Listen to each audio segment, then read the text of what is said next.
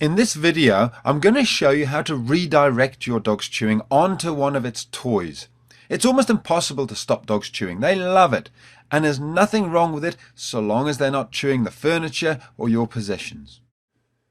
Redirecting is a three-step process. First of all, you need to find a toy which your dog is allowed to chew, such as a piece of wood or a raggy doll or something.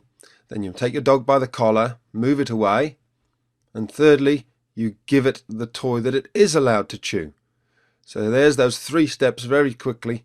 We'll go through them again in detail. The key is that we're not actually stopping Kenai from chewing. We're just redirecting it. So many dogs and puppies love to chew. There's nothing wrong with that.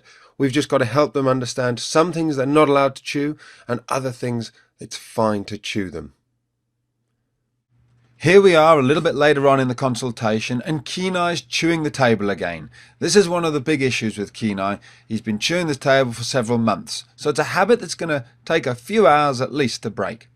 All we do is move him away very quietly and calmly. We don't give him any attention by speaking to him, and we simply redirect him back onto his stick, and look how quickly he trots off with it this time. Again, Kenai just needs to be shown the correct way to behave. He doesn't need to be shouted at, he doesn't need to be tapped on the nose. He just needs to be shown a kind and gentle way to behave correctly. As with all things, practice makes perfect, so take your time, stay calm, and just keep giving your dog the same calm, consistent consequences of actions, and your dog will get it in the end. If your dog insists on chewing the couch, after you've redirected them onto their little chew toy, then you can consider putting them into an isolation. You leave them there until they've stopped barking, and when they come out, they'll think twice about going back to chewing the couch. Make sure your dog knows which toys are its to chew by putting them into its pen or handing them and saying, "This is for Molly." Distraction is another word for the simple method that we've just gone through. Of course, it's always better if you can actually move the things off the floor. Here there's some wire meshing and a box of nails lying on the ground. Gemma's getting stuck into them.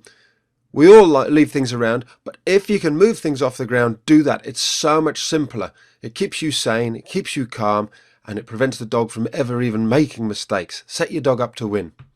All we're going to do now is bring over a little distraction, and you'll see how quickly Jenna goes, "Fine, yep, that's my toy. I'm happy to chew that. Perfect." Of course, inside the site there's a whole load more videos about how to stop chewing and mouthing and biting and stealing things. But just remember, there's always those practical things such as not leaving things around on the floor. And the most important thing of all is establishing yourself as the pack leader.